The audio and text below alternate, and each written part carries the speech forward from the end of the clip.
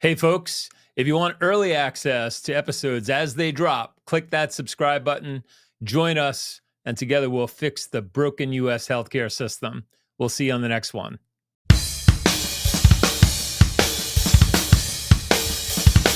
Get ready to take control of your healthcare. Here's your host, Ray Kober. And we're live. Ladies and gentlemen, welcome to Broken Healthcare. My name is Ray Kober. I am your host, and today I am joined by Barbara Delaney, an innovative entrepreneur and respected leader who's been shaping the financial world since 1981. After 2 decades leading retirement divisions for major firms, she founded Fundamental Foundations of America and later Stone Street Advisor Group, bringing a fresh, holistic approach to retirement planning, financial wellness. Named Plan Advisor Team of the Year by Plan Sponsor Magazine, Barbara continues to influence policy and mentor advisors for meaningful change across the industry. Welcome to the big show, Barbara. Thank you. Nice introduction. I try. Thank you. So we kind of crossed paths, and I don't even think we met formally. We reached out after the fact, but you were at the Rosetta Fest, Yep. right? Out in Colorado this year. And, I saw you on stage and I said to myself, wow, she's a really interesting woman with, I'll bet, a story to tell. And, it was fascinating what you were talking about on stage, but I knew that there was more. And so I'm kind of... What's behind this? Yeah, I crave knowledge, and I generally don't let this get out, but I generally like people. Good. That's good to know. And so I said, I wonder if she would, have a talk with me and maybe be a guest. And so thank you for being here. You're welcome. So you were on stage talking, and, the name of the show is Broken Healthcare. So our audience might be saying, Ray, what the hell are you doing? You're going off the beaten path here. She's a finance gal. What is the story with, why is she here? So you're here because there's both, the finance world and healthcare fall under ERISA. They do. Right, which was established back in 1974. And for a long time, it was the Wild West in both the finance world and the healthcare world, as far as fiduciary responsibility and obligations and, who you're working for. Are you working for your own selfish interests? Are you working for the client? Who are we putting first in this model here? Yeah. And so, there's natural overlap, and I feel like, I don't feel like, healthcare was real late to the party in terms of, and it's still a work in progress, frankly. But before we get into all that, how does a gal like you go down the rabbit hole of a career, I'm guessing, that started probably on Wall Street in the boys' club? Yep, 1981, EF Hutton. So tell us a little bit about your background before all that. Like, what made you tick as a kid growing up? What were you thinking? Like, if I take you to, maybe just like 13, 14-year-old, what are you thinking about where you're going? Yeah, I grew up in New York City, in Inwood, New York, which people think is the Bronx, but it's not. Right. My father was a New York City cop, both Irish immigrants. We lived in a 2-bedroom apartment, 5 of us. Inwood, give me like a street reference. 213th Street. 213th Street. Okay. Right before the Bronx. Right, so like Harlem, Washington Heights, Inwood. And then Inwood. And then Inwood, okay. And that's where I grew up. And, you're growing up in a big Irish family in a small apartment. You don't know what you don't know. But we had a very happy family life growing up. Yep. And my father, as I went through high school, I went to all-girl Catholic high school, so I was brought up in a very structured environment. This is what you have to do. This is how you make things right. Yeah. And went to high school, an all-girl Catholic high school, which was, frankly, a horrible experience.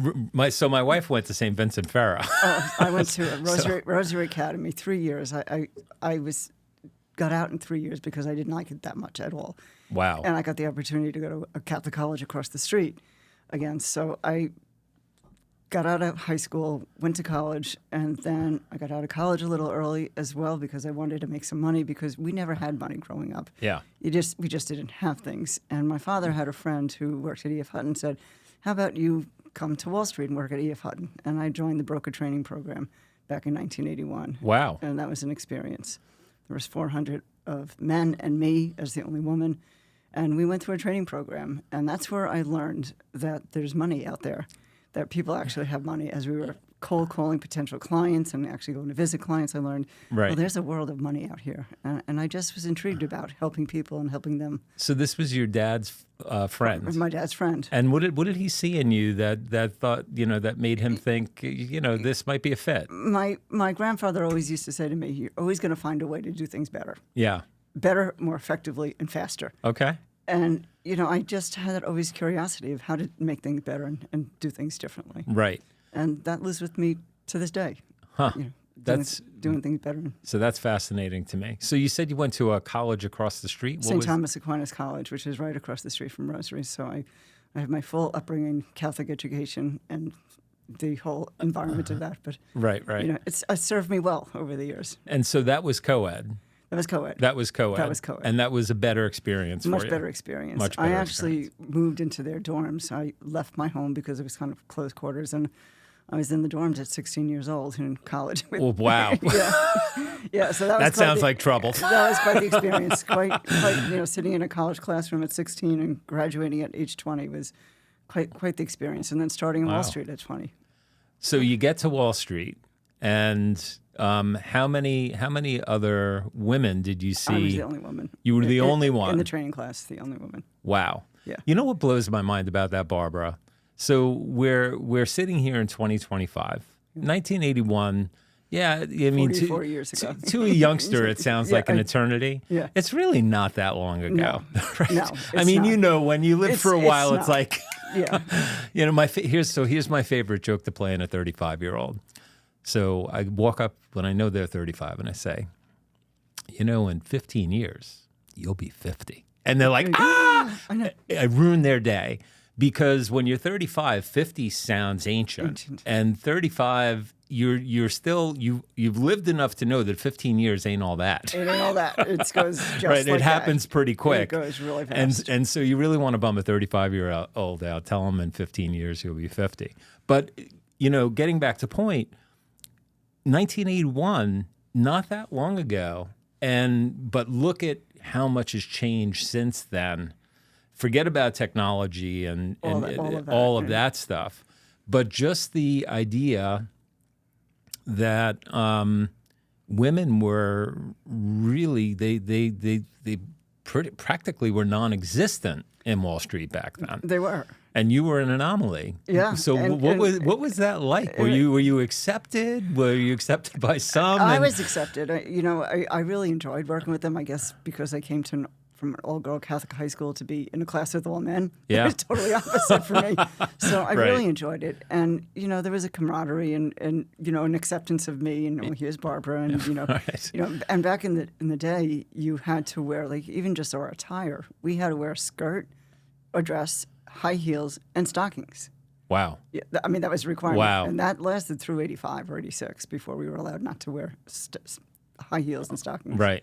So it was quite the experience with that. That's wild. But EF Hutton was such an innovative company. I mean, they were really an innovator in the time, and they created products and services that we could sell to clients. And it was like, wow, this is just so creative on how we can sell these products to clients. And I, as a young woman, I'm looking at these advisors who were senior to me, and they were selling products to wealth management that was charging 3% wrap commissions plus the transaction cost that they would get. I'm like, they're making a lot of money. Like, I want to do that too. Right. So that was my aspiration to, really be able to help people but make money at the same time. Right. And right. Hutton had that program, and really they were the only firm still to this day that had that long training program where you not only were trained on product, but you were trained on tax law, capital gains, and all the efficiencies that are built into building a financial plan. Right. And you had the chops to hang, right? I had the chops to hang. Pass the tests. Well, and that's one thing I think. Say what you will about your experiencing with Catholic school, and I could kind of echo that. Like I didn't have the greatest time at McClancy High School, an all boy high school in Queens. I was just I was a little bored and just not very disciplined. A little bit of a fish out of water and. I don't know, man. It was if I had only applied myself back then and had, I think the missing ingredient for me was just I wasn't excited about it. For me, Right. you have to be excited about something to really be invested in it. Yeah. And I think, that goes to that's a big miss, I think, with a lot of our educational institutions, Catholic, non-Catholic, private, public, whatever. I think there are some kids that just, are not going to conform. And I was one of those kids. I Right. was a non-conformist. Right. I was too. But you're obviously, and I'm reading into this, but you're obviously smart and, probably did well academically, I'm guessing. I did. I'm guessing. I They're not did. always the case. I mean, Yeah. sometimes the C students are the No, chairmen of the board, I was straight A student all through high school and So and you college. you so got the math, I got the and math, that and was I got important it, on Wall and- Street yeah. back when they were trading in fractions and handwriting tickets. handwriting tickets and stuff like that. And so you showed up with the requisite skills. The only difference was you were a woman. You was a weren't woman. you weren't a man. Yeah, I wasn't a man. And so that's But it had an edge, because we had some programs where after you're done a series of training, right. we would have to start cold calling. Okay. And, we were cold calling in the basement of 26 Broadway, and we'd call the dime a bag. You get a bag of dimes, and you had a cold call until you finished the dimes Wow. and got some trades. But, we had some highlighted books in the phone book. But I think hearing a woman on the other side actually had an advantage because people would talk to me because I'm a woman. Right. They were surprised, like, this is not a guy calling me, it's a woman calling me. Yeah. So that really, even to this day, sometimes you have an advantage being a woman. You get the opportunity, but you still have to be smarter and be able to execute. No question about it. As a manager with Aflac, I ran teams, and I would agree with you that, I think the women did have a little bit of an edge. I don't know if, and it's not a sex thing. I think No, it's just the different demeanor. It's a different demeanor. Sound of the It's voice. taking care of people. Yeah, and you- a true feeling of you're not here just for the sale. You're here Right. really to help this person long term, not just sell and go away. Yeah, so I think there's, to a certain extent, it's a little disarming. Yeah. It's like, oh, okay, the guard goes down, guard goes down. and you have an opportunity to have a conversation that a guy might not otherwise. And Hutton redesigned the way products were developed. So instead of the transaction base where everyone else was like Merrill Lynch, the Dean Witters, the Kidder Peabodys, the way Hutton was designed, they did an asset-based commission. And that's something that really intrigued me. So you make a sale, and it's just not paid on the transaction. You would be paid assets under management. And that was kind of the precursor of my career in 401ks and ERISA plans, if you will, because anything that you're not paid a transaction fee for is better for me from a fiduciary perspective. So Hutton was the first pioneering program out there. And that kind of carried me to after EF Hutton was in trouble with check kiting and other things that they did, that they laid us off. I was in the financial planning division, and we were laid off because we were doing high net worth financial planning, and someone else was doing it better and cheaper up in Albany, New York. So our whole department was laid off, and I met a gentleman who did health insurance. And I said, well, you do health insurance. He goes, and I bought a defined benefit shop, an actuarial staff. Okay. And we're not making money. And I'm like, the biggest money Hutton was making on institutional level, so pension funds. I said, well, maybe I'll manage the pension funds for these clients. And not really having any product, we found a product that was developed by an insurance company that was asset-based. So thus began my career out of the Wall Street world, but still in the Wall Street world, but combining it with someone who has a relationship on the health insurance. And he was my mentor. His name was Don Tribute. And I followed Don Tribute around for weeks and weeks. And he'd be talking about health insurance and this. And I'm like, and by the way, here's the pension plan. And do you want to, Barbara can manage your assets. And they would give me the assets to manage. And it was just building up slowly a career like that. I mean, Wow. I did get a package coming out of EF Hutton. And I just had a baby. So it gave me a little leeway to think about how to build a career in something where I'm not working for the firm, because I don't think there was anything worse than getting laid off of a firm and doing well in the firm, but then getting laid off because of just Albany was cheaper than Wall Street. Wow. Yeah, that must have been, very stressful times. It doesn't matter where you are, how much money you're making. If life throws you a curveball and, you feel like you're doing well and everything is going just fine, and you know that it's no fault of your own, you're working hard, you're producing, you're doing well. Yeah. And then all of a sudden the rug gets pulled out from under you. that causes some soul searching. And hey, what just happened? And not only did it work out that I got the package, they actually hired me back on a per diem basis because they had all these customers who were promised financial plans and they couldn't deliver. So I drove up to Albany and said, I'll write the financial plans and talk to the clients and just pay me per plan. So I had that, and then my beginning of the career, learning about the health insurance side of it, and then working side by side on the pension side, and then this new thing called 401ks came about. So what time frame is this? 88 through 90. 88 through 90. 88 through 90. Yeah. And so you mentioned your mentor, right? Don Tribune. And so Don had a relationship with Clients. who were like C-level executives, I'm guessing? CFO level executives who ran their health insurance. And Don was a pioneer, if you will, in health insurance, where he started the first managed care programs in New Jersey. Okay. So he had great relationship with clients, and I would follow him around, and they would hire me. I mean, I'd have to stand my merits, obviously, Right. but I was hired to not only manage some of their pension funds, but begin to establish these things called 401k plans, which has been a wonderful thing because you think about it from a financial planning perspective. I would have to go out and see a client nights, weekends, talk to them differently. If I sold one 401k plan during the day, that plan would invest money every single week. So it's making one sale and having them send me a check every week. And the assets just grow. Right.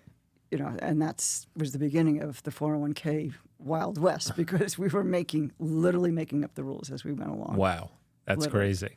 Yeah. So if I'm hearing you right, so Dom was a licensed insurance broker in Montclair, New Jersey. And his primary thrust was health insurance. All health insurance. That's what he did. That's what he did. But when it came to the financial planning side of the business and 401ks and all of this stuff, he turned to you and said, Figure it out. Here's the client. Wow. Yeah, figure it out. So that's amazing. Yeah. I think there's a lot to be said about relationships and having a mentor and someone to help guide your career early on. He used to tell me watching the 401ks was watching grass grow. They were all startup plans. Right. You think about it, there was no 401k plans. Right. And some of his clients, I have 3 that are still with me 33 years later. Wow. Yeah, where I know the second generation. They're the generation I sold to originally has passed away, and I still work with the family. Wow. Yeah. That's crazy. It's long-term. Relationships is this business totally. It's everything. It's everything. Yeah, and so I guess for me, we had SEP IRAs. My wife had a business. I was an independent contractor. So we basically had SEP IRAs, and originally they were housed with a financial company, and they were managed by the guy who basically sold us on putting our assets into these mutual funds. Right. And it wasn't, I guess years had passed and I wasn't paying any attention. And I'm sure a lot of people don't pay any attention, right? Yeah. They're focused on getting up, getting out of bed, going to work, taking care of the kids, going to the games, whatever, come back, rinse and repeat, right? And so you're not really focused on the day to day. And you have a job. You have a job. And so when I finally did stop and look and I pulled the statements, I was kind of horrified because they weren't making money. They were losing money. Well, there were hard times back. People forget about the markets after the 87 big crash in 87. We had several pullbacks and that people forget about. No, 100%. And the fees back then were... The fees were egregious. Yeah. And so I said to myself, I think I could do a better job managing this myself. And so I liquidated the funds, broke away from, that guy who wasn't a bad guy, but, just really wasn't actively kind of in touch and engaged and all of that stuff. Most likely he was an insurance-based guy. He was. And that's the difference. Was. You have to have the investment background. Back in the day when 401ks were invented, if you will, it was all insurance-based product, variable annuities that had not only mutual fund fees, but they had the wrapper fees, they had mortality and expense fees in it. wasn't uncommon for 2% per year Right. for the fees. Right. Wasn't uncommon at And all. it doesn't sound like a lot, but that's a lot. So that's a lot. That's and, a lot. And also, the brokers were getting paid upfront commissions, so they were incentivized to sell a plan, let it sit for a couple of years, and then go sell it again to someone else, move it from insurance A to insurance company B. Right. Back in the day, would maybe Nationwide or Manulife. Yeah. And Manulife's no longer around, but you could just move it from one contract to the next and get another 5% up front and then a 2% per year. Yeah, they're churning. They're churning. And Yeah. there was no regs against it because they were insurance products. They weren't registered. They weren't FINRA oversight. There was no SEC oversight. And then all of a sudden people started waking up. And Right. That's not the case today. Not- You can't do that anymore. And that kind of leads into, I don't want to jump the gun, but, when we started to have fiduciary standards, when 401ks were really being, big, because what started happening, assets started building. The defining moments really were defined benefit plans. When that nail was in that coffin is when the accounting rules changed. And if you were underfunded, it used to be a footnote on the reporting system. Right. Now, back in the day, then you had to take that footnote and put it on your own balance sheet. So it had to show up as a liability on the plan. And when CFOs saw that, most plans were unfunded. They say, now I have a big liability that I didn't report before. And so that was the demise of defined benefit plans. So most of the plans got terminated. Those assets rolled into the K plans. And that's really when assets started really growing. When we terminated defined benefit plans. Now, that ERISA was written in 1974 to govern defined benefit plans. They did not govern the defined contributions. They did, but the rules weren't written really to address what was happening in the marketplace as the market evolved. Huh. And so what time frame are we talking about now? So all through the 90s, that was just continuing to grow, that we were kind of making up the rules. So, for example, like you can borrow from a 401k plan. And you'll enjoy this story. When we were doing 401ks back at Hutton, because they were in existence, but very few companies did that. We would figure out you can put your $30,000 in, which was the first limit on 401k plans when they first wrote it. So you can put $30,000 in. The next year or anytime you can take 100% loan against it. Mm-hmm. You can charge yourself interest, and we were charging ourselves interest of 25% and deduct it off your tax return. Can you say loophole? Can you say loophole? So that loophole closed. Right. And that's when the regulators were like, okay, we got to now you can borrow up to your plan, but only 50%. And, so there's more guidelines as we started seeing creative people on Wall Street, because people on Wall Street are creative. Yeah. Will find ways to take the system. But then, things started to change in the 90s and into really where the .com bubble in 1999 and 2000, some might say we're in now. Right. That's when it really came crashing down and said, we need rules and regulations here that are much more stringent on the oversight of 401k plans, so some standards. Wow. So I didn't even realize that it didn't happen until that late. It was that late. I thought it was, like ERISA was 74. I thought you'd be talking about like a time frame, maybe mid 80s. No, it wasn't actually until the Pension Protection Act in 2006 was passed. Wow. And that said, you have to be a fiduciary to your plan. Okay. Now, the definition of fiduciary, as you just said earlier, you work for the best interest of your client. Yeah. Not your firm, your client. Yep. And for people who work for Merrill Lynch or the wirehouses, they didn't like that. They couldn't be fiduciaries. Right. Because under the definitions of FINRA, when you're a registered rep, by definitional law, you work for the best interest of your firm, not your client. And no one really understood that. Right. When I had to tell clients in 2006, I now have to become a fiduciary. Right. They were like, what were you? What were you before? What were you before this? You weren't a fiduciary to the plan. Right. So that really cascaded us. We had to become fiduciaries. We had to rewrite our whole business model. Our whole structure had to change. We couldn't shake up front commissions anymore. Yeah. We had to report conflicts of interest. We couldn't take people to baseball games. All the fun was over. Wow. You can't take them to dinner. You had to disclose it. I mean, the rules and regulations that we're under is just crazy compared to what can happen on the insurance side, which still does happen. Right. But it really came to a head in the financial crisis. And 08, 09? 08. And when the head of Goldman Sachs was testifying in front of Congress. Larry Larry, Finkelstein. yes. Yeah. He made a statement that really wowed America, and they were hounding him, and they were saying, "So you're telling me your registered reps Yep. don't work for the best interests of the client?" He goes, "No, sir." He goes, "Well, who do they work for? They work for the firm." But what gets overlooked, sometimes the FINRA rules were more stringent than the SEC rules. So you could not be a registered rep. You could just be a registered investment advisor and go under the SEC rules, and they were much more lax. So all that changed too. Most people are registered reps and also RIAs at the same time, Right. which you can be. Right.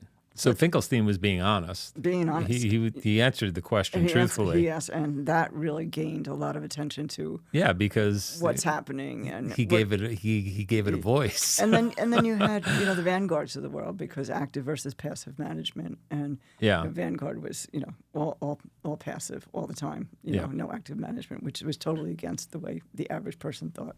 Right. Or the average advisor said, no, we want active management, but Right. the world's kind of settled on you can both live in active and passive worlds and Yeah. be fine, but. Yeah.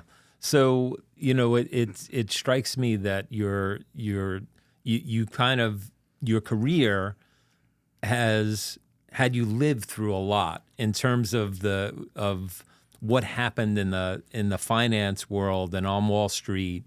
The 80s was one thing, and we had inflation, and we had all sorts of crazy interest rates. Interest rates it of was 13% or more, or right? more. It was just nuts. And then you have the .com era, the boom and the bust, and to your point, people are talking about this being very much like that back then. And you have the financial crisis. That you had the housing. One of my favorite movies of all time, and I'm a movie junkie, is The Big Short. Yeah. So because it's real. It's a drama, but it's based on reality. Yeah. And they did for sure, take some liberties, and some stuff was embellished. But for the most part, that shit really happened. This shit really happened. It did. And so, what was that like? What was it like? Were you still on Wall Street at that point? Oh yeah, I'm still on Wall Street. I still consider myself an investment geek, even though I oversee ERISA. At my bottom of my heart, I'm an investment person. Right. But I'm an ERISA expert on the oversight of managing plans and how do you have to manage a plan. Like, we had days. The parallels that I see in the business of healthcare today. Yeah.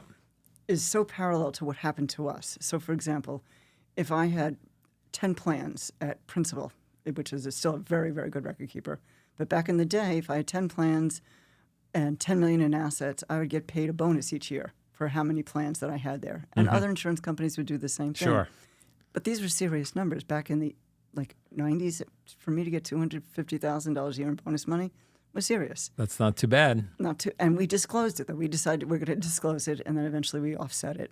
Right. But eventually it got so complicated we had to just give it up. So our business models had to change. Like we realized this isn't working, so we're offsetting our fees by this and that. But I see what's happening in the healthcare side and the PBMs and all the volume bonuses that still go on to this day. It's dirty. I hear rebates that you get from PBMs. Like those words, my email is monitored by compliance. And when I'm talking in my other language of healthcare that I'm now part of, Right. or not-for-profit part of, those words pop up and I get censored because rebates, Sure. all kinds of things. So there's so many parallels of what we had to do to become true fiduciaries for our clients to what has to happen on the healthcare side. And not to say it's just the fiduciary oversight and transparency. Right. It's far bigger than that. But the result of the fiduciary oversight really, if you look at our fees in the past 15 years, we're down 75% in fee and cost. 75% down. 75% down in cost.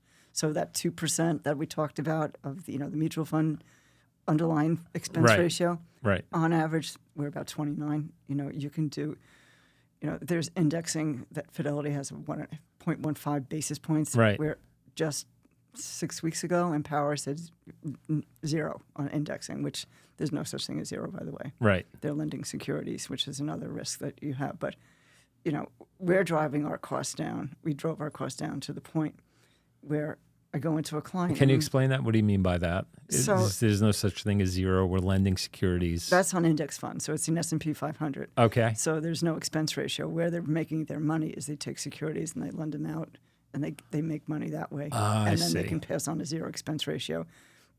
It's troubling sometimes that people forget what happened in 2008. Right. That lending securities got people in big trouble. You got caught with the short, Right. in other words, and you didn't own the security, and then you had to write it to zero. Right. So there's nothing.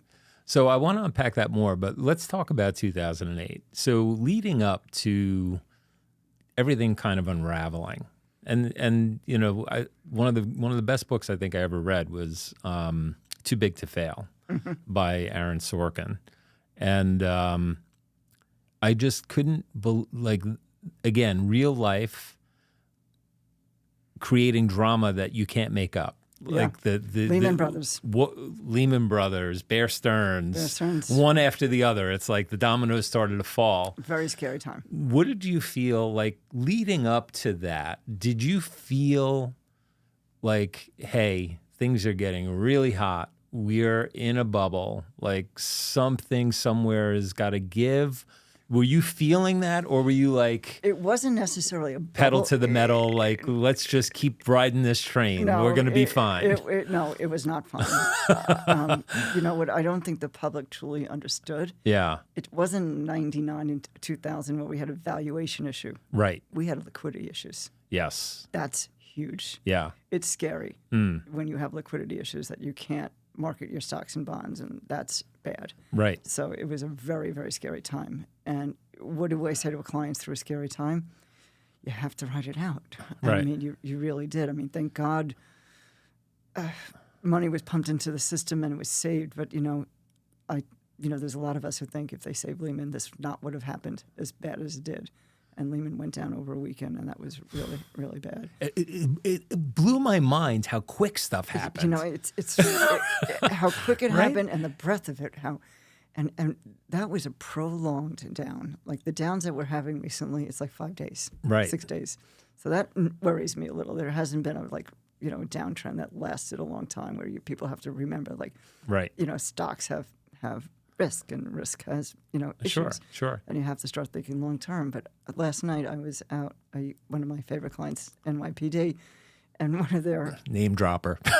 should I not have said that? You can erase it. No, you're fine. I'm only kidding. You don't know my sense of humor yet. Okay. I kid all the guests. But they have their advisors in, and there was a gentleman sitting next to me who's from United Healthcare, and he said, "Can I pick your brain a little bit? What do you think about United Healthcare?" I said, "I wouldn't own it," and and that's the truth, Right. Because even though it's down 50%, I'm like, United Health Group owns so many things, Yeah. and so many conflicts of interest are there, and there's no gatekeepers. I'm not going to get focused on that, but it's just Right. he's like, "What should I do?" I said, "Let me just tell you a story about what happened to my friends at Lehman." Yeah. Not only did his wife works at United Healthcare. Okay. And they have so much money tied up into it. Mm-hmm. Lehman, I had friends who not only lost their 401k plan because it was all in stock, Sure. but they both lost their jobs. They lost their stock purchase plan. So it was a scary time. Well, and it raises a really good point that I think. So when I took over my investment, my retirement planning, I took it on as my own special project. And to this day, I treat it as a business, and I really enjoy it. I enjoy investing. I enjoy reading about it, listening to experts. I'm kind of a student of the game without being securities licensed or any of that stuff. But, I look at it, and people don't realize that how important it is to buy at the appropriate time. And when you talk about something, and also when to sell is maybe even more important, yeah. right? And so when you look at something like the average, Joe on the corner might think, oh, it's down 50%, I want to buy. Well, there's a reason that it's down 50%. And it could go to zero. I'm not suggesting that it will. But look at something like an Enron, right, which also happened over that time period. People had their life savings, their retirement, everything planned, nest egg, all their eggs in one basket, and boom. Gone. It just, overnight, they went from millionaires on paper to not millionaires on paper. Yeah, I remember watching CNBC when Enron was going public, and they're talking about all the wires they're building underneath the oceans, and just all gone. Yeah. It's all a house of cards. Regardless of who the entity is, pick a flavor. Nowadays it's NVIDIA's the great giant behemoth, or an Apple, or an Amazon. Even Jeff Bezos said, one day Amazon will be gone. And that's crazy to hear from, now the chairman of Amazon, right? Well, that's why you diversify. And, too big to fail, that was a thing.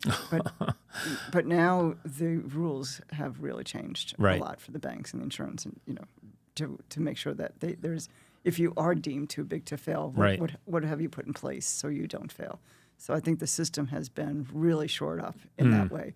And, I'm not a picker of stocks. Right. I'm not. Do I follow individuals? Yes. But, for our clients, we recommend funds. We look at performance. We look at the managers. We look at risk that they're taking for their performance. How much risk is it too much? The expense ratio. So it's a much more detailed process because, like you said, you don't know when to sell. Yeah. You find a stock and you think, okay, I have a stock. My son, 15 years ago when he was learning this, he was still in college, he bought China.com, and it went up to, I think, 60. He still owns it at $2. So you don't know what to sell. What was the stock? China.com. China.com. China.com. Okay. Yeah. I never even heard of that. Well, it's just, it happens to my family. Like, my son gets into it and, right. No, Tim, you really should sell. Right. He sold his Planeteer and he's like, I'm like, Tim, but you'll be thankful long term. Well, yeah, jury's still out. I think on that. And I think the guys that I probably admire the most, and I am a bit of a risk taker when it comes to my own finances, I'll admit that. But I think the guys that are probably, they resonate the most with me just in terms of their approach. It's really guys that, work the fundamentals, and they look at, the numbers, and they're on the quarterly calls, and they're really following almost like the Warren Buffett blueprint. Right. I don't think you could go too wrong if you're doing that. Now, does the average person have the time to do all of that? No, I think that's why they hire you, yeah, right? They don't have the time. They hire you to basically not have to worry about that stuff. Yeah. And also, for you to be the voice of reason when shit hits the fan and when, the bow breaks and the bottom drops out. You need to be there to say, selling now would be the worst mistake of your life. Yeah.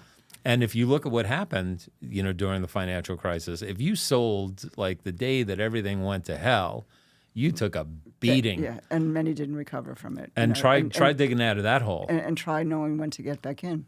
Yeah. It's like you said, you're talking to your clients, keeping them in perspective.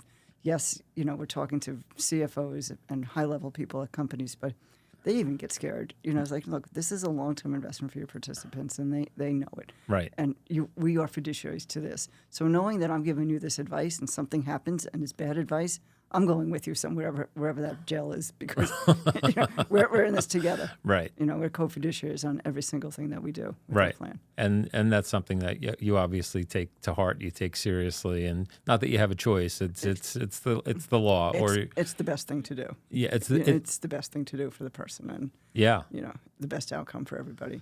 Episode of Broken Healthcare Podcast is brought to you by Benefixa Healthcare Consultants. Visit benefixa.com to learn what's possible.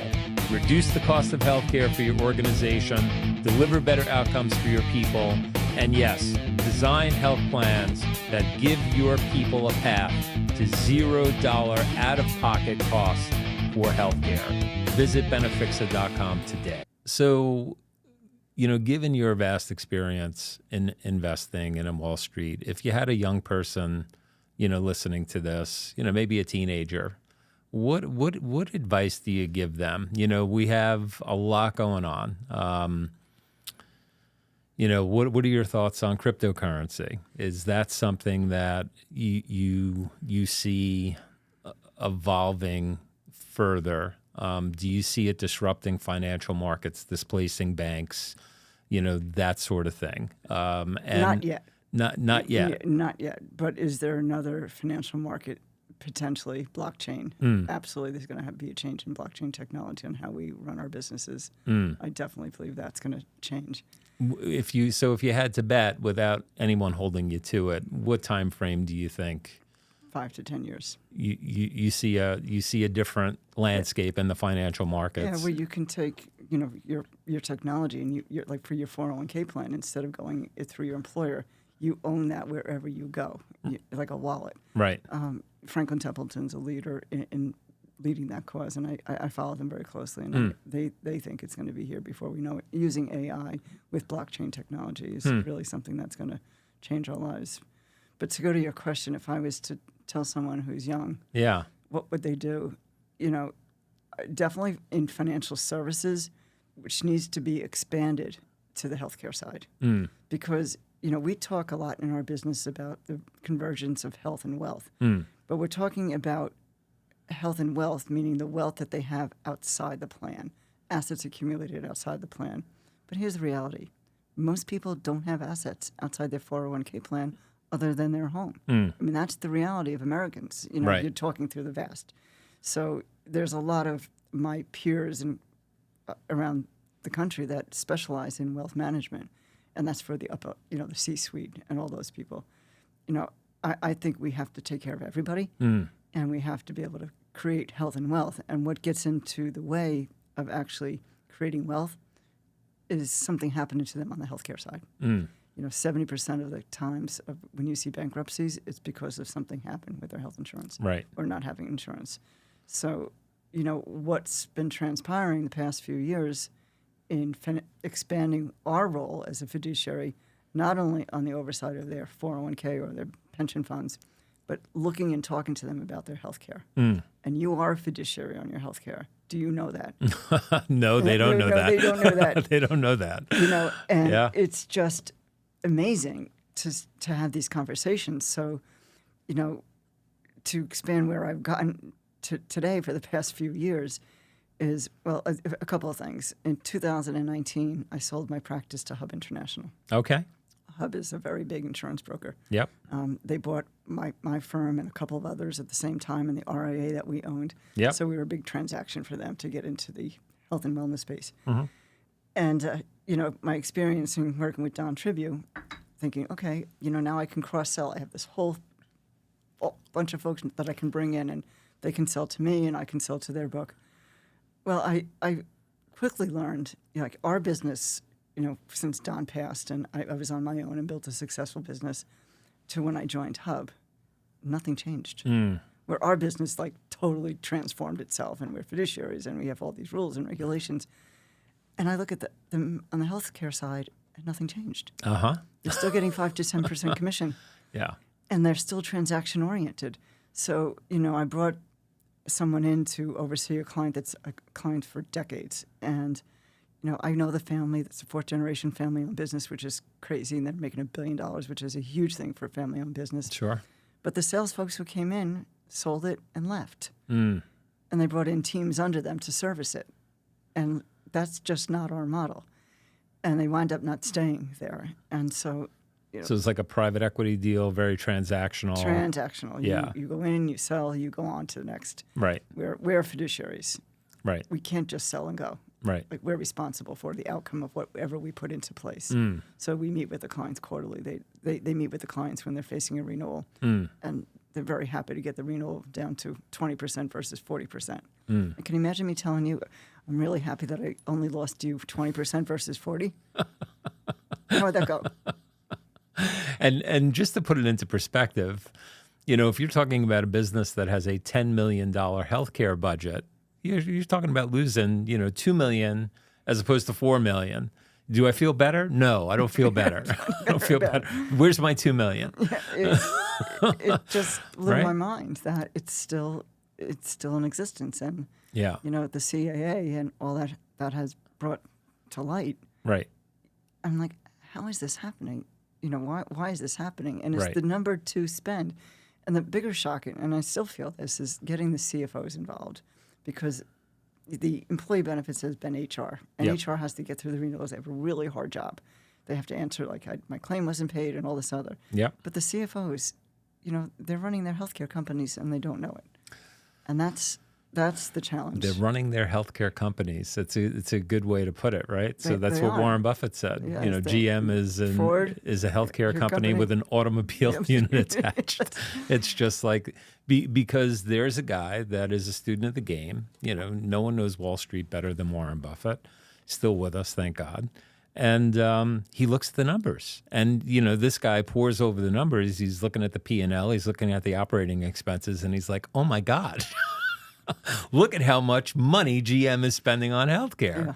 You know, Starbucks, they spend more on healthcare than they do on coffee It's beans. the number two spend almost all across the country. And unless you're manufacturing, some might have cost of goods higher. And yet, you know, so I think the problem is when we're talking about these ginormous, you know, businesses, they're so, even though it is number two after payroll in terms of expenses, 9 times out of 10, their operating expenses are so huge that it becomes like their mentality or their thought process is, oh, it's budget dust. You know, why am I going to pay attention to this? Because, you know, I have bigger fish to fry, quote unquote. And I think the pervading thought is if they hire IBM, AKA Marsh or Aon, or pick a flavor, you know, no one's going to get fired for hiring IBM or Marsh or Aon or pick a flavor.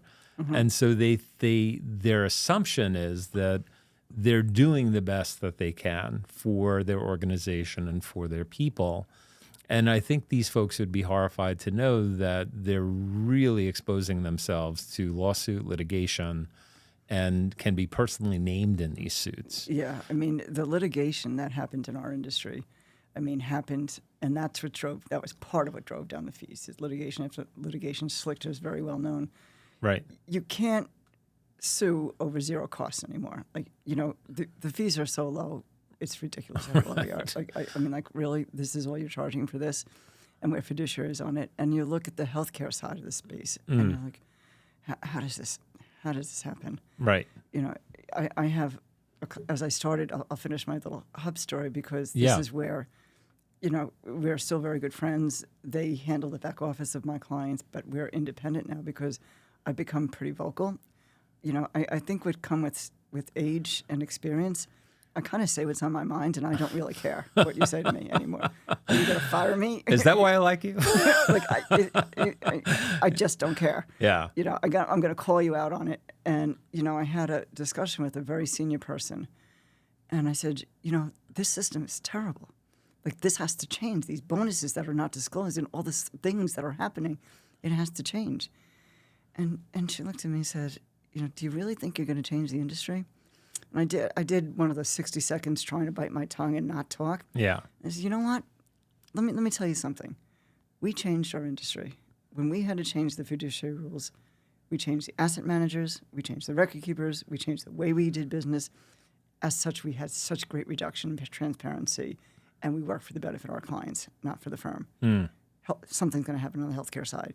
The CFOs are going to wake up one day and realize we need to change this. Our fully insured programs are imploding. You know, your kids' classic adverse selection in our world, like insurance, you can't afford it. You go out and the emergency room becomes your health care. But Right. I think I departed Hub and dedicated my time now to really educate my clients about what's really happening on the healthcare side. As I learned simultaneously, I listen to a lot of things. I talk to a lot of people, as you heard me talk. I'm part of Nautilus Institute, which is non-for-profit, trying to really help plan sponsors understand. But even just taking my real-life stories, you know, I have a client in Long Island, $300 million, maybe 1,200 participants, and we're negotiating my fee, where I'm a full fiduciary on the plan, you know, $79,000, $80,000. And so what I've been doing is pulling out the the 5500s on their health and welfare plans because it's out there. Sure. And I'm looking, and I'm like, this can't be real. Yeah. And I'm adding up all the ancillary benefits and the other wild guess, what very well-known firm making. What the comp is? Yeah, total comp. And you said 1,200 employees? 1,200 employees. Manufacturer-based. 1,200 on plan? Yeah, figure, just, Yeah. I'd probably less, but let's just give it that. Right. Yeah, so... As they call them, belly buttons, which I think. Yeah, well, belly buttons so that's members. Yeah, so if I had to venture a guess, I would say... It had all the ancillary insurances. All the ancillary and everything combined. It's probably north of $1 million. You're the first person that said got it close. It Yeah. was $937,000. Yeah. I know the numbers. I'm like, Yeah. that just, And that's a mind blower, right? It's a You're mind like, blower. well, what are you doing to earn the that? CFO didn't know. Uh-huh. And the HR person signed the 5500. Right. And unfortunately, that HR person's no longer there. I don't think it was my fault, but I think it just Well, was a wake-up call that. Yeah. Lesson learned. Do you know what the response was from the consultant? That he didn't have to write a check for that. Right. Like, Right. someone paid that money. Right. You You know? didn't have to write a check for it, but if it would have been disclosed, maybe you could have negotiated a lower compensation that would have also been fair, and that money would have dropped to the Fair bottom and line reasonable. and helped your people, right? Helped your organization. And I think that's what makes me so passionate about this. You mentioned that you grew up in an Irish family and you didn't have a silver spoon in your mouth. Same with me. I was raised by my mom. My dad passed away just shortly after my second birthday. He was an oil burner mechanic, so very blue-collar upbringing. I grew up with factories on my block. We didn't have a ton, right? Yeah. And so I think those are the folks that I think about. I think about the people who are working their asses off, maybe 2 or 3 jobs. I think about people like my mom, who was a single mom, basically bringing up me and my brothers. I had one brother that's 18 years older than me, so he was pretty much, ready to be on his own. But she had a 12-year-old and a 2-year-old. And so now what do you do? And these folks that are kind of caught in the middle, so we're not on, any kind of federal program. We're not on Medicaid, but she's struggling to make ends meet, and provide for us, which, knock on wood, we were fine. You're fine. Like, we didn't have anything to worry about.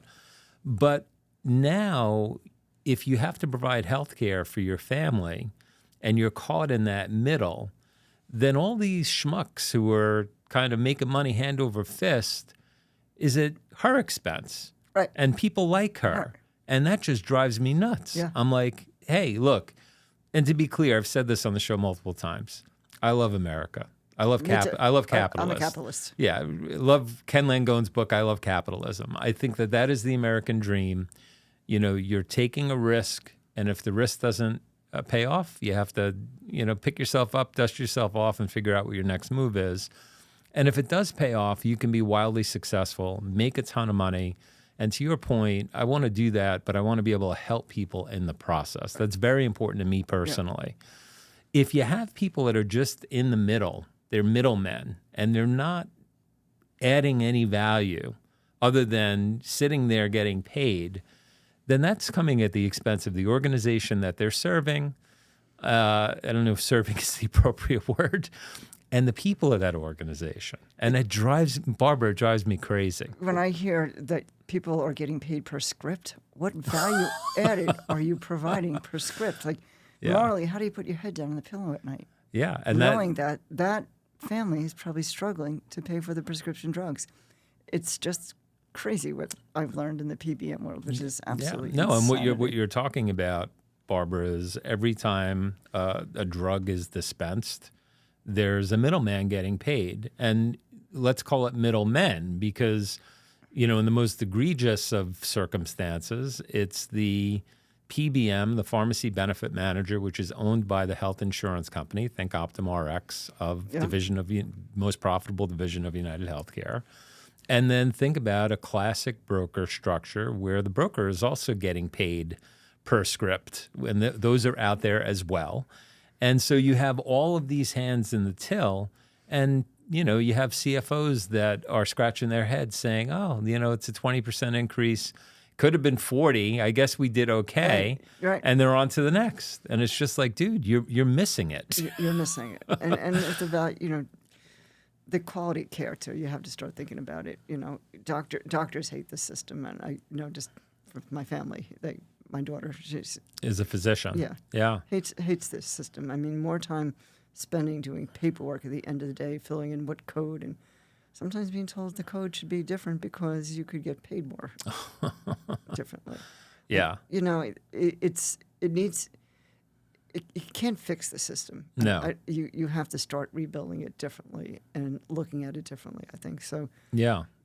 spending the time that I'm listening to my clients and trying to give them what they want.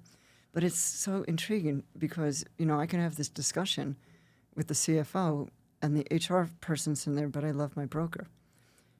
And I do, it's relationships, and I get it. But sometimes the broker does not even know what their company's getting. Correct. And so yeah, and I often will kind of say that, like, the person who is the face of the brokerage is probably a great person. You're friends with them.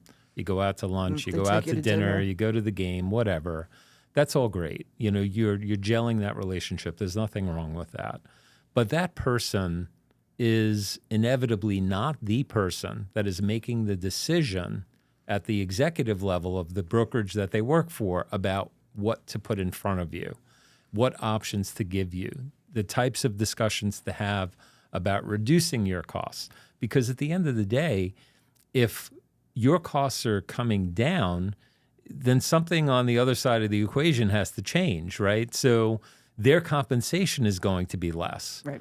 And is that what the people in the C-suite of these giant brokerages want to hear? No. So we have a conflict, and I don't know what the solution is. Part of my brain tells me that I know that government-run healthcare is not the answer. No, it's not. I can tell you that conclusively. However, the system cannot sustain itself. It's about to collapse under its own weight because the privatization of insurance has the fiduciary responsibility of these giant insurance companies, PBMs, et cetera, brokerages.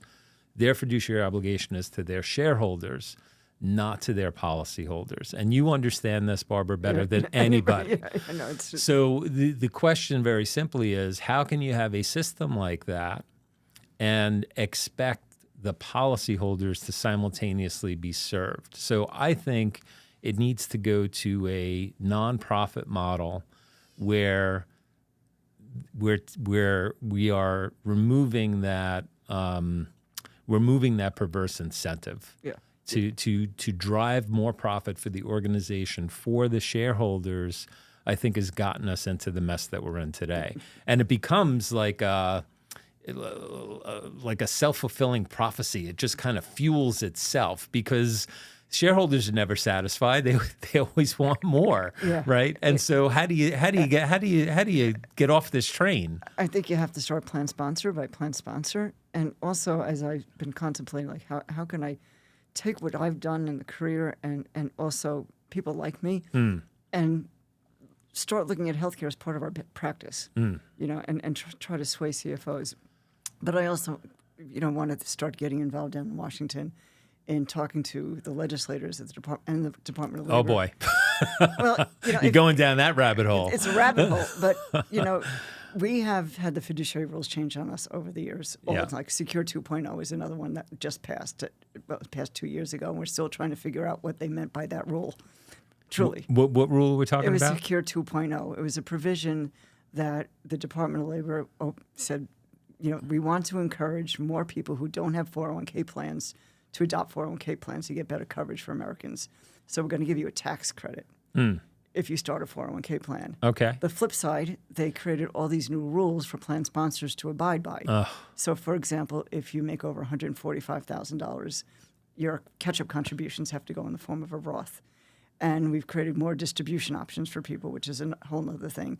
In simplified terms, we made it far more complicated for existing plan sponsors to manage the plans that if I use my hair salon as a test, like they're always asking me start a 401k, Barbara, for me, and I'm like, no. And, after Secure 2.0, I'm like, absolutely not. I mean, the requirements and the testing, just join the New York State plan, which is probably not something I would have said. But there's talk in Washington actually even putting more fiduciary disclosure and rewriting the fiduciary rules on us. I'm like, how much more do you want us to go? Why don't you pay your attention to this health insurance, ERISA, right, and make this your goal to, instead of, taking folks like us who comply and we're fiduciaries and we take it seriously, we abide by all the rules. right. And you let this wild animal over here, so if we can take the Wall Street mentality for people like me and like, where's the common sense? Maybe I just am optimistic. And No. I think that, just listen to us from a Wall Street perspective of, fiduciary rule and guidance and transparency. And do you have to go, the government intervention route? Yeah, that's not the answer. Yeah. For sure. No. It's not. It's when I think about how well the government spends money, they do a really good job of spending money, and the accountability and what they're getting for that money is just no bueno. And so they're not the answer. No. I do think that something somewhere has to give. And until then, I think, first of all, it's a super stretch to think about government fixing healthcare because first of all, it's a $5 trillion economy now. So 20 cents of every dollar we spend is healthcare.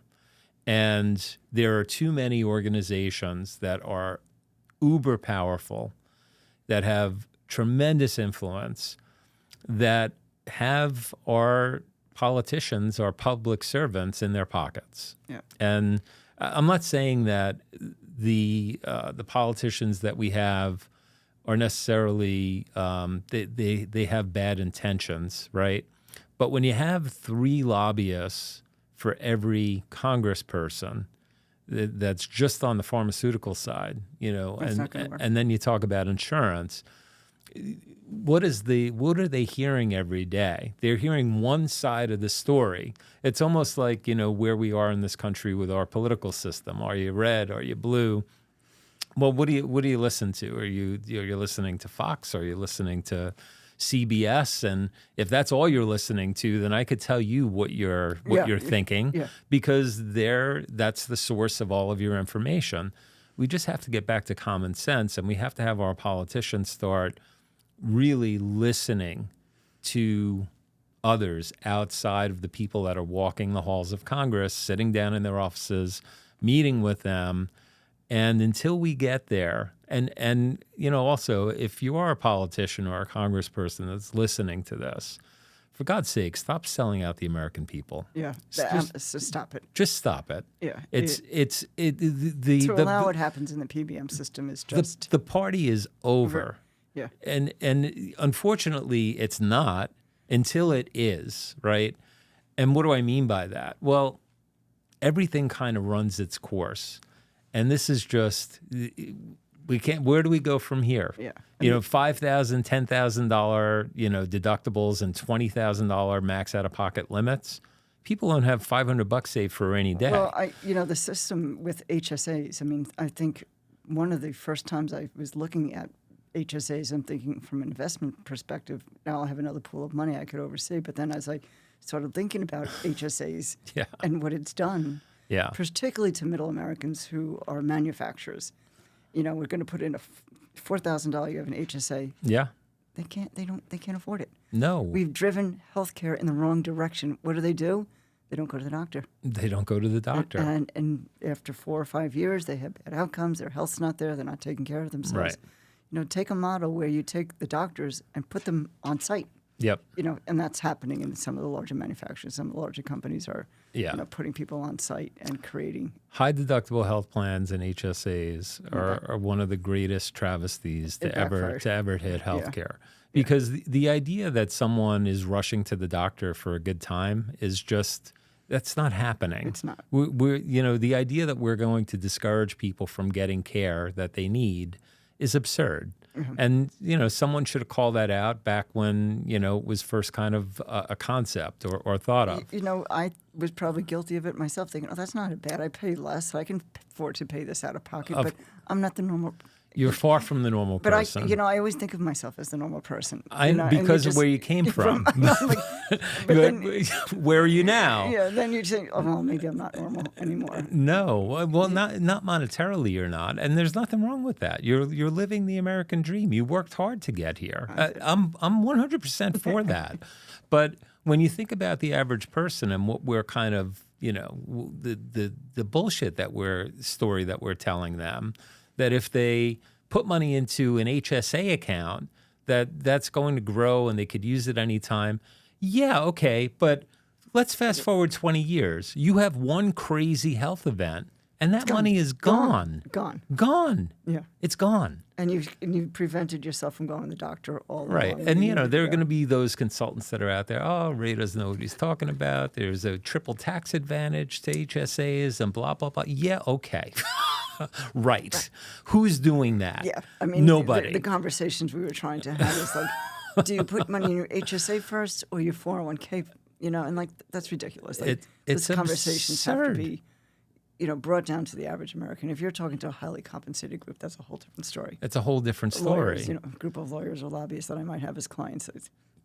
Correct. Yeah, right. So it's a different but audience. The manufacturers that we serve around the country, they're in just terrible shape, and their healthcare is their number one concern, and how to fix it. Those are the folks that I most want to help because they need the help the most. Me too. I see firsthand what's happening there. Yeah. No, and the reality is we know what to do. We know how to build the design plans that will reduce the expense for the manufacturer and give employees access to $0 out-of-pocket health care. Yeah. And it's not hard to do. It's really a matter of understanding how to do it and navigating the system. And I guess where my expertise comes in, and folks like me, is knowing who the best solution providers are, because they're not all created equal, unfortunately. No.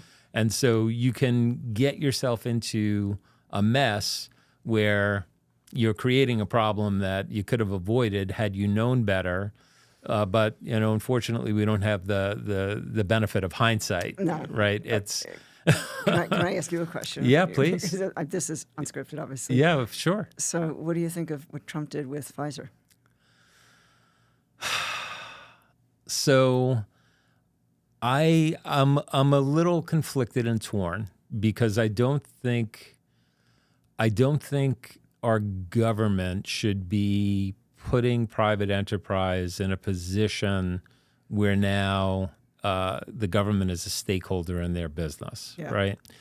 On the other hand, I see genius in it because I also don't think that the government should lend money to a private corporation and get nothing in return.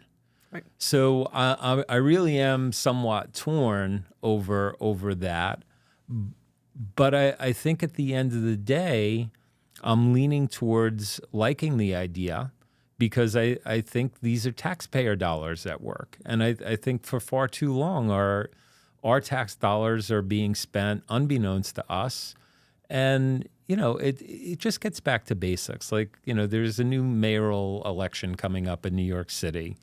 And, the guy that is looking like he's going to win the whole thing is pretty much a socialist. Right. And so I'm not a fan of that. I'm not a fan of that because I don't think that inspires, blood, sweat, tears, getting up, going to work every day, and making a difference. If you're doing that and now you're being told, your government is telling you that you need to subsidize somebody else, like and I don't want to come off as being like someone without compassion, someone who doesn't want to lend a hand when someone else is down, right? I believe that we should be more giving. Yeah. But I think that that's a personal decision. It's not for our government to ram that down our throats. Right. And so I just go back to basics. Like if you're, you come from a big Irish family, and regardless of whether your family is big or small, you have a mom and a dad, hopefully, in a two-parent family situation. And, back in the day, they weren't your friends. They were mom and dad. And they have to make tough decisions, right? And so you might want steak, but there's no money for steak. And so, you're going to have chicken, or you're going to have, franks and beans. And that's because that's all we have. Pancakes every Thursday because we were running out of money. Correct. And every other Thursday. Yeah. And so the socialist model does not work for me. I don't think it's what our country was founded on. I think it's horseshit. I think we really need to get back to being grown-ups, making tough decisions. And if you're one of those people that's looking for a handout, go fuck yourself. Yeah, I was last week.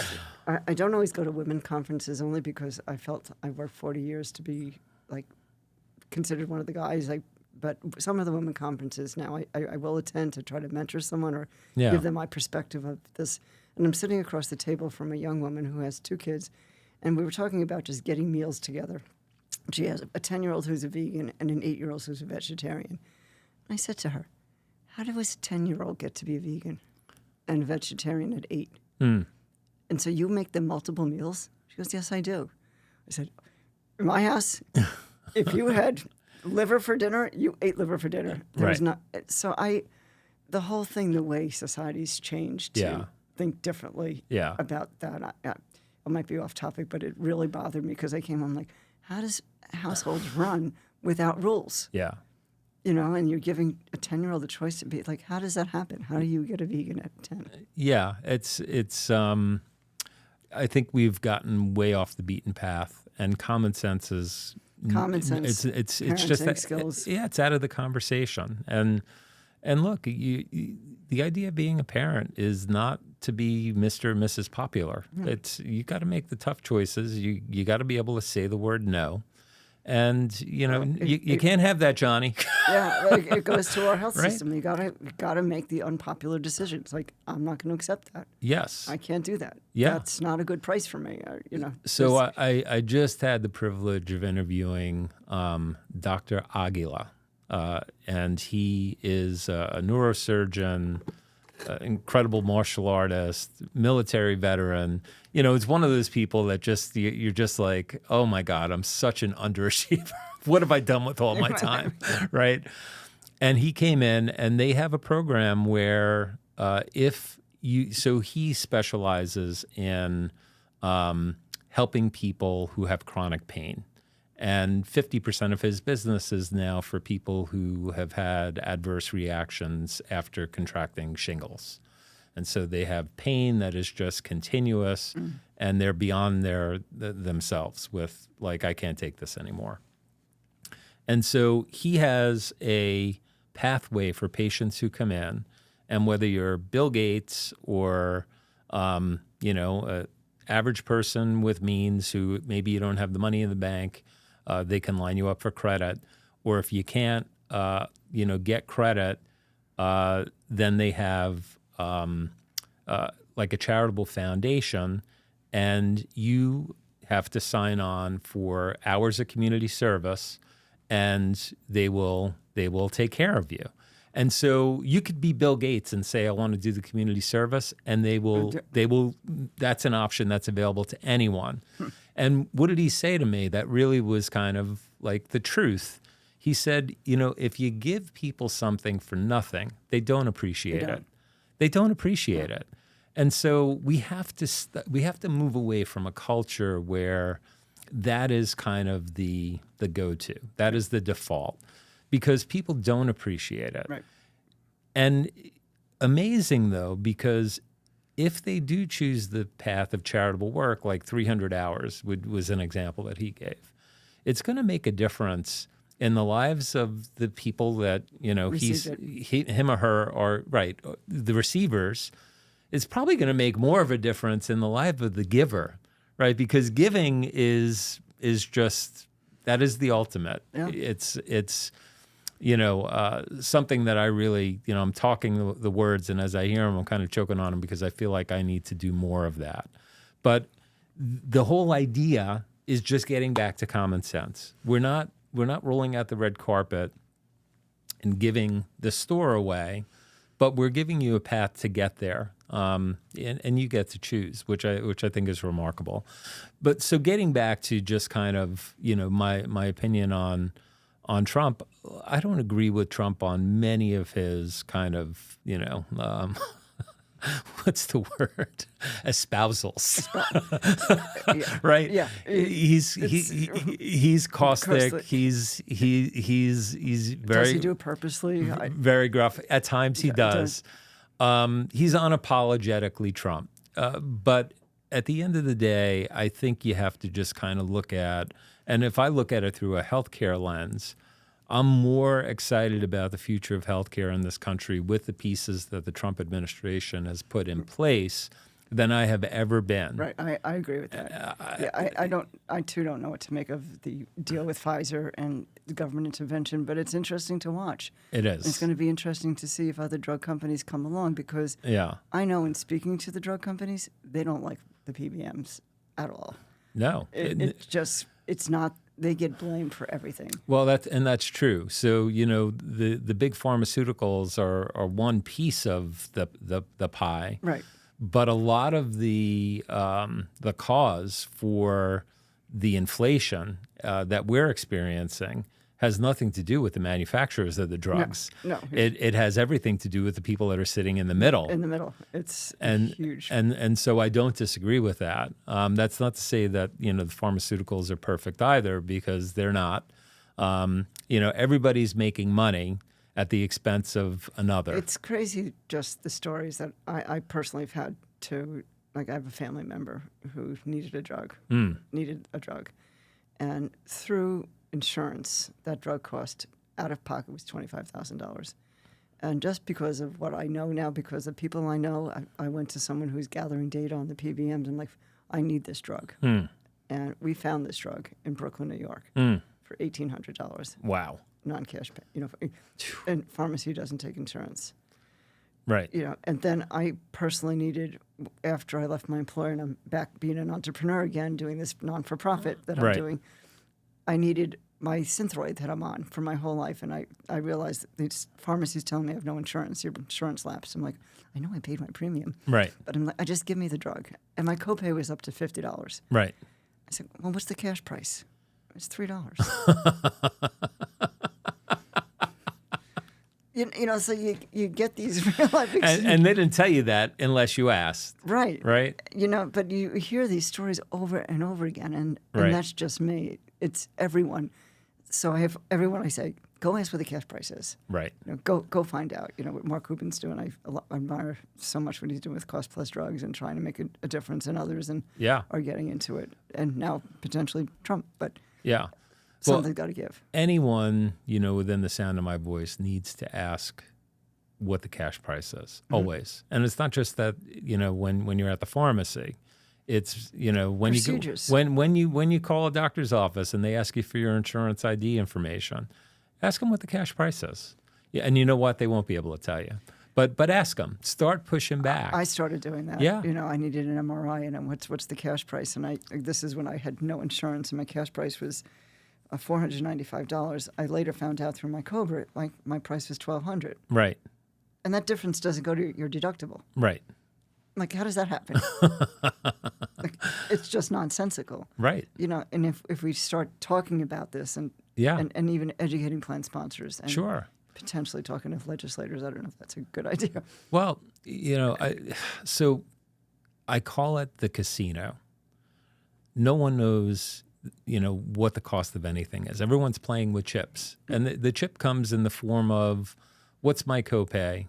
What's my deductible? What's my share of the expense? That's what people are focused on. And, why do you think they don't want you gambling with hundreds when you go to the casino. Because hundreds, you know what the cost of that is. And if you see 10 of them disappear, you know that's 1,000. Right. And you might stop gambling. Right. But chips, it's chips. It's the same thing with our healthcare. We're basically not negotiating for anything. No. Because it's given to us. We're under this illusion that all that we need to focus on is our share of the cost. And what no one is realizing is that the cost is there for all of us, and we're paying it. We're paying it in the way of not getting that raise, not getting that vacation time, not getting that bonus. You know what drives me absolutely crazy is, when we look at a mutual fund or a fund, we want the performance. When you look at healthcare, someone says you need to get your knee replacement, so you just go get your knee replaced. Do you ask, what is the success ratio of that person? Right. The facility? What's their infection ratio? What's their mortality? Right. Like, I can't sell you a fund that's a large cap growth fund and not tell you how I did. Right. Can you imagine? It's like right. No track record. We look at the risk they're taking right. to get there. We look at their expenses. We look at the portfolio managers. We look at the team. Yeah. We look at the facility where they run their teams. Yeah. When you go to the healthcare, none of that. Just a given. None of that. And it's our health. Yeah. Which is more important than money, by the way. And I also start getting I'm now known amongst my friends that I'm getting in fights with them on a regular basis. Someone says, my knee's hurting, so I'm going to the orthopedic surgeon. I'm like, so you're going to a surgeon, HSS. Yep. What do you think they're going to tell you to do? Mm-hmm. I said, have you tried yoga? Yep. Right. I mean, honestly, have you tried? And they get pissed off at me. But I'm like, what? Why are you going to? And the doctor is owned by, I'm not picking on HSS. I just live here in New York. But when the doctors are owned by the hospitals, yep. It's a conflict of interest. Like, don't you want a better outcome for your knee? Yes. Do you want to just operate it on and you're out of service now for 6 weeks? Yeah. No, Hospital for Special Surgery is a fine institution. They do great work. But to your point, if you go to a knee surgeon, what does your knee look like to them? Well, what does a nail look like to a hammer, right? They're going to want to do surgery. Now, I think in the best of cases, surgeons who are in the know are looking for opportunities for non-surgical interventions. But it's important to do your homework and understand and ask the important questions that you're asking. How many of these surgeries does this doctor do? What's his outcome? What are the infection rates? What are the readmission rates? Has it killed anybody? Just like the basics. Well, it's like, you know what, you want to come invest with me? You want to know some track record? Or, it's like, it's illegal not to do it. Right. It's just outright illegal. You can't not provide or put someone into a fund where you don't explain to them the full risk, the return, the profile of the fund. What's their track record? And it's mind-blowing that it doesn't happen on another ERISA plan that we have. It's kind of run amok, if you would say that. No question about it. And so your function. So you mentioned nonprofit, and that's Nautilus, right? Nautilus is part of Health Rosetta. And, that's Dave Chase and Sean Shatskin. His last name escaped me. Sorry, Sean.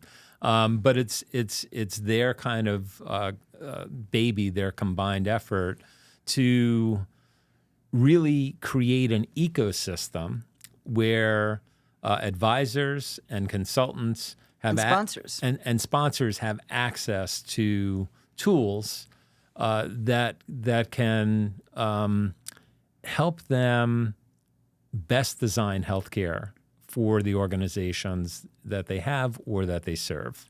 On a non-for-profit. On a non-for-profit basis. So tell us a little bit about your work there. Yeah, and that's actually started from a very large company when I was doing a small cap value search for a very large company, not to be named, and I was talking to them about the healthcare. As I'm looking at the small cap value fund, I'm talking the risk with small cap. It's smaller companies, and blah blah blah.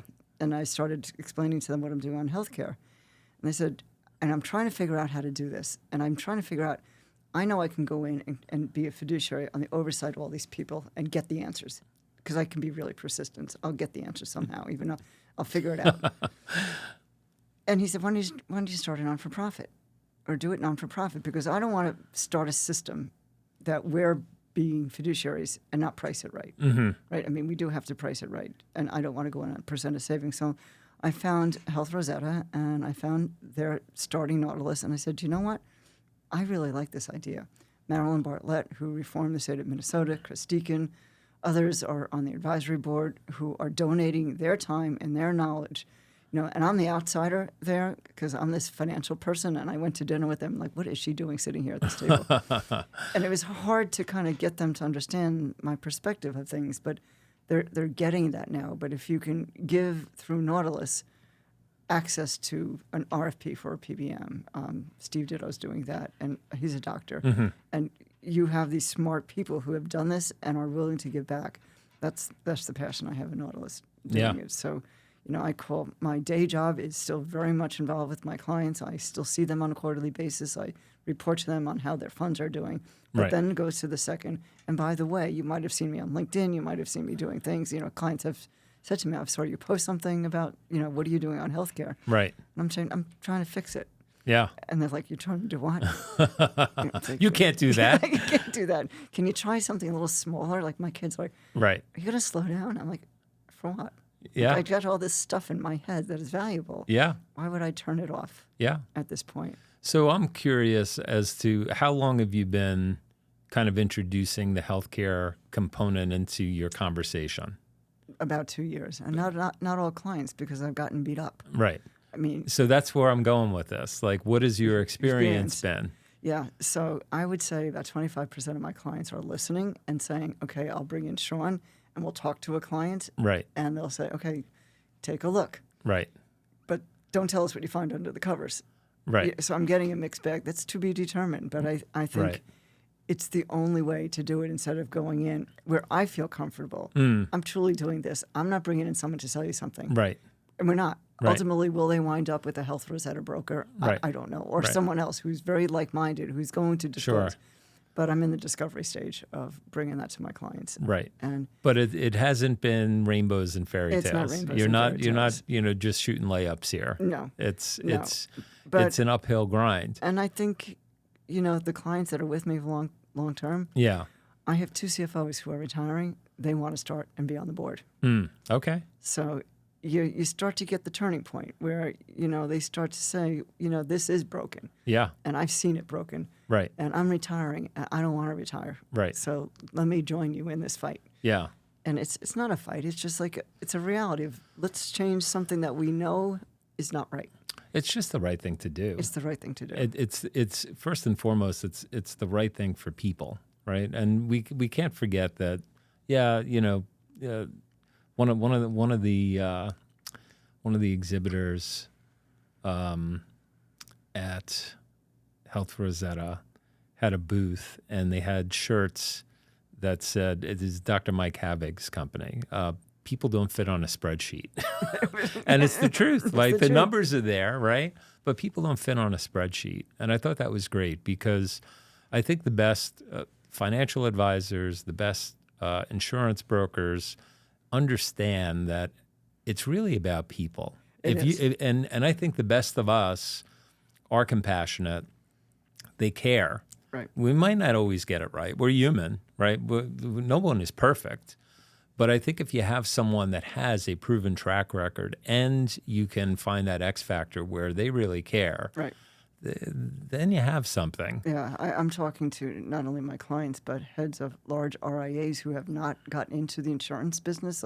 So a lot of us have been bought by the big aggregators, we Sure. call them. So the One Digitals, the Gallaghers, the Marshes, they've been eaten up. But there's a good group that have not been eating up and are very much interested in doing this. And just because I've been in this business so long, people do know me. They'll take my phone call. Right. I'm like, why don't yes, do wealth management, but there's this whole other thing over here that we've been afraid to talk about, Right. which takes up our client's budget. Like we're fighting for $2 million to give us a company match, yet they're paying $22 million for the health insurance.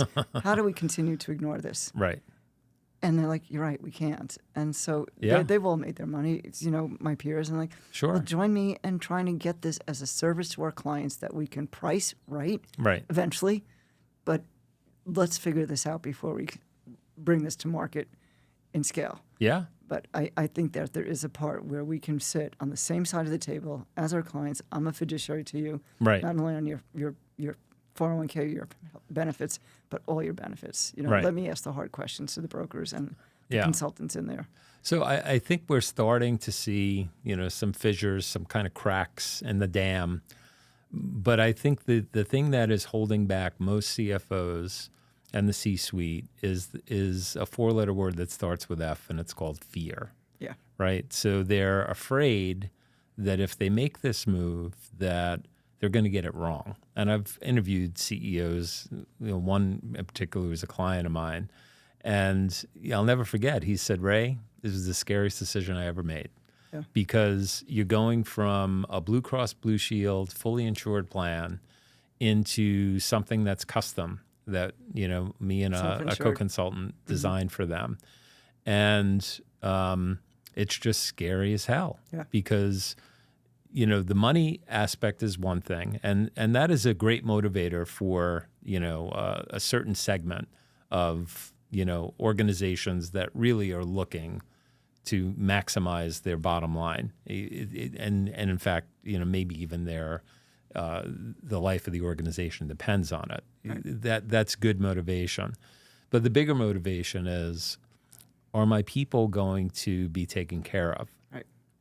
How is it going to impact retention and recruiting? And if the answer to those questions, and the answer to those questions is your people will be better taken care of than they've ever been, and recruiting and retention are going to be driven to all-time highs. Then you have to overcome the next hurdle, which is, I don't believe you. I don't believe you. Right? How come it's not happening on scale? Correct. And why hasn't my broker told me about this? And you're with the wrong broker. Yeah. If your broker hasn't been having these conversations with you, you're with the wrong broker. Because the whole idea of Health Rosetta and the Nautilus system is really to drive a community-based health plan, right? So you have an ecosystem that you're developing that has all of the stakeholders are operating in a fiduciary capacity, whether they're named or not. Right. Everyone has skin in the game. Everyone is pulling together. And you don't have all these middlemen with their hands in the till. Back in the day when we had to become fiduciaries, we started out as National Retirement Partners, and we turned to Global Retirement Partners, and there's a consortium of people who are going to do the right thing. Yeah. And I kind of think of Health Rosetta kind of like that. Mm. My peers have the same fear. Like, why don't I bring in someone to handle the health insurance? Well, it's fear, because what happened to me when I brought someone in to handle the health insurance, I almost lost the client. Mm. They called me up 2 years later and said, "Can I keep you and fire them?" And wow. Yeah, so Yeah. you have that fear too. But getting past that fear to finding a group of people who are like-minded and want to be a fiduciary and do the best thing, maybe not a named fiduciary, but implied fiduciary services, I think that's going to be the path of the future. It really comes down to common sense. And if you're, call whatever your three-letter acronym is, and whether you're in the C-suite or finance or whatever, just look at the numbers. And if you're being faced with, high single-digit, double-digit increases year after year, and you're not looking to make any changes, you have to ask yourself, well, why not? Why aren't you looking a little more closely at this? Especially when it's a 7, 8-figure, 9-figure, heaven forbid, plus expense. I did an exercise just yesterday. I was talking to my son about a group, and we were just BSing. And this group probably, and I don't know this for a fact, but they probably spend about $250 million a year on healthcare. So large organization. That's a number. 10,000 plus employees. And I estimated there's a solution that we have that would basically not change anything, that would save the organization $10 million a year, ballpark. Without having the actual numbers, it's hard to put a finger on it. But I'm going to say at the ultra low, ultra conservative end, $5 million to $30 million would be the ultra high end. So let's say $10 million is a conservative estimate. And when you're talking about an organization that, spends, billions of dollars in their operating budget, $10 million doesn't seem very sexy, right? No. But then if you say, well, but in 10 years, that's $100 million, then it becomes more meaningful. Yeah. And what does it help your employees? How does it help your employees and your organization? It's a whole different ballgame. Right. And so we need folks that, we need people to really start having common sense and looking at things pragmatically and being open to new ideas. And I tell my clients, you should shop me. You should, every once in a while, talk to another broker, talk to another advisor, talk to another consultant. And if you could do better, you should. You owe that to yourself and your organization. And I know the value that I bring. It happens to us all the time. Right? It's, of course. From the record keepers to the asset managers. But it's just part of the system. It's part of the system. In getting it right. So what's the next chapter for you? Where do you go from here? Trying to change healthcare. I think that's a lot on my plate. That's a lot on your plate, for sure. Yeah, I really, though, excited about it. I'm looking at my day and I was like, this part of the day is going to be on my clients and their investments, and that's a big part. And I do have a staff still at Hub that really handles all that. Right. But how do I get the mindset of clients starting to think differently? Yeah. Really think differently, because if you can take, what if we can take a company match that's 50 cents on the dollar up to 6, and we tweak your health plan by just looking at some basic things where the low-hanging fruit is, and then we can take that match and give it dollar for dollar up to 6%, and we can improve your health care at the same time. Yeah. That's really where I see the future is going, really crossing that bridge with health care. Yeah. And what we do, because healthcare is an ERISA type plan, and I think we can really make a big change. No question about it. And doing it as a non-for-profit, people don't get defensive about it. Like, I'm not here to sell you anything. Right. I'm here just to educate you. Right. And they're like, really? Yeah. It sounds like a load of crap. I know, but it's the truth. I mean, right. I'm a donor to Nautilus, a significant donor. Right. So I'm putting my money where my mouth was, because I really feel surrounding ourselves with the right people will get the right solution at some point. Yeah, no question about it. And I think folks need to have an open mind, and organizations and the people that preside over these plans, big unions, et cetera, they have to be open to something different if there truly is going to be change. You can't do the same thing over and over again and expect a different result, insanity. Right? That's called insanity, yeah. Right? So look at the CFOs who want to join this movement with me and be trained. And do you ever try to get into a CFO network to be a talker, a speaker at one of their events? Impossible. Yeah. Impossible. Right. So they have it locked down. They have it locked down. Yeah. I've tried several times. Yeah. But if you can get the CFOs to become, now they're going to be the persons giving the message. Right. This is what you have to do. Here's how you affect change in your organization. Right. I think that's going to be There's a lot of cracks. I think all these cracks coming in with the CAA that's happened, and what's happening in the administration on forcing transparency. Yes. It's long overdue. Long overdue. And it is, that is a breath of fresh air. It's we do need this to be a bipartisan effort. Absolutely. I think it has to be Democrats and Republicans pulling together and really not selling out the American people, saying, the perks, the da-da-da, all great. That was the past. Let's call that the golden years. Yeah. No more. But now we're turning over a new leaf. I really it might sound sensationalistic. Is that a word? Sensationalistic.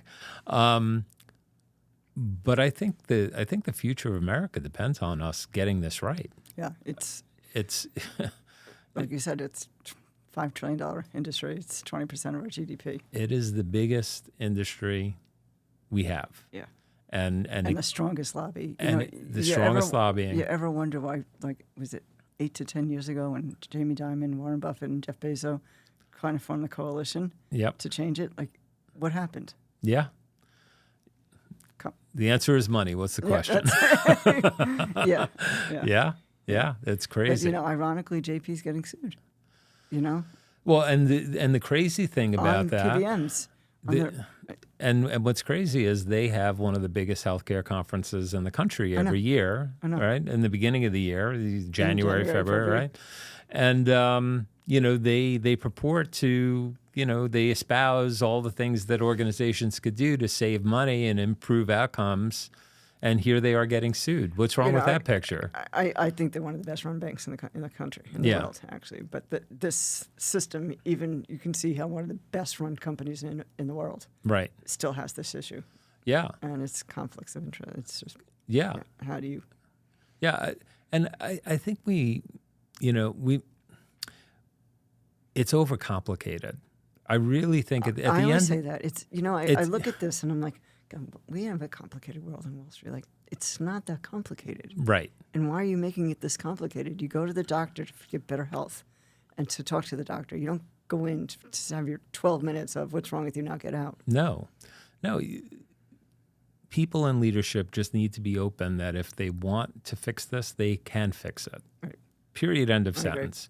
If you show me the data and you give me a list of what you spent, I'll reprice it and I'll show you what you should have spent. And then look at the bottom line and say, oh, okay, well, I could have had that house on the hill for $1 million, but I paid $10 million. That's not good. Do I want to do that again? Yeah. Well, it's all about getting the data. And the stories I hear that you can't get the data, it's like, that's just insane. Yeah. That should be. Yeah, and we just need people to get back to common sense. Like, all right, I get you're a big shot executive working for, a Fortune 200 company, and you deal with more zeros than most people. But at the end of the day, you have fiduciary responsibility to your people and your organization, and you're spending too much money. Yeah. That's it. That's it.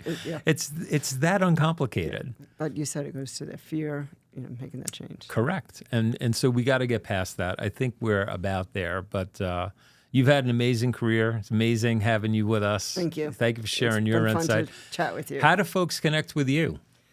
Get me on LinkedIn. LinkedIn is the best way? the best way. Yeah. Okay. Just touch me there. Are you accessible? I am. Yeah. And you got a team. You got people. I got people. So I do. You'll get back to people one way or another. Yeah, I will. How do they find you again on LinkedIn? It's under Barbara Delaney. That's it. Yeah. Barbara Delaney, Delaney. Yeah. Awesome. Just tag me on LinkedIn and I'll get back to you. Right on. Well, hey, thank you so much for having me. Thanks for coming and sharing everything. Amazing insight, amazing career, pioneer for women on Wall Street. So we learned a lot about you today, Barbara. Yes, you did. So really appreciate you sharing with us. I appreciate having me. All right, Maybe folks. You'll have me back. For sure. Well, you're not too far. We can make it happen. Yeah. For sure. All right, folks. Until next time, love always. Take care. All right, that's a wrap. Hit like, follow, and subscribe, and we'll catch you next time.